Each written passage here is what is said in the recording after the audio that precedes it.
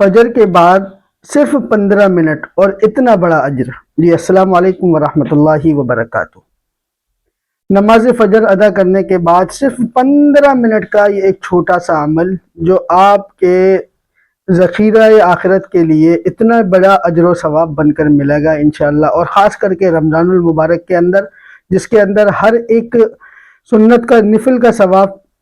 فرض کے برابر کر دیا جاتا ہے، اور ہر ایک فرض کا ثواب 70 فرضوں کے برابر کر دیا جاتا ہے۔ تو ہم اور آپ اس عمل سے کیوں محروم رہیں؟ ایک حدیث کو سنتے ہیں اور اس کے بعد اس کی وضاحت کرتے ہیں، اور انشاءاللہ اس پر عمل کریں گے تو روزانہ آپ کو حج اور عمرے کا ثواب ملے گا، اور رمضان المبارک کے اندر 70 حج اور 70 عمروں کا ثواب ملے گا۔ دیکھیے گا روایت قال رسول اللہ صلی اللہ علیہ وسلم من صلی الفجر فی جماعت، جس شخص جناب محمد رسول اللہ صلی اللہ علیہ وسلم ارشاد فرماتے ہیں کہ جس شخص نے فجر کی نماز با جماعت ادا کی، ثم قعد یذکر اللہ، پھر وہیں بیٹھے بیٹھے اللہ کی یاد میں لگا رہا، اللہ کا ذکر کرتا رہا،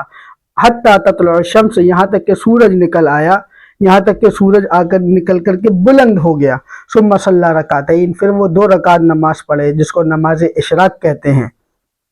کانت لہو کا اجر حجۃ و عمرہ، تو اس کے لیے ایک حج اور ایک عمرے کا ثواب ہے۔ اور کیسا حج اور عمرہ؟